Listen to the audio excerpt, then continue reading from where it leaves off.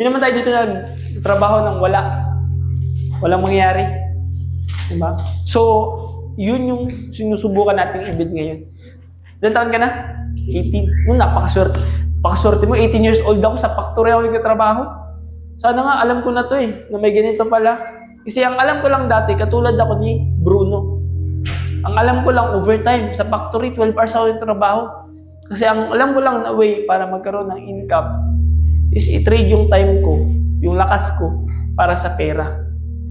Yung unang gusto mag-share na natutunan, sige ikaw una. Ano to? Sige Al, anong learnings mo dun sa ano natin? Natutunan ko, may iba-iba silang method at difference.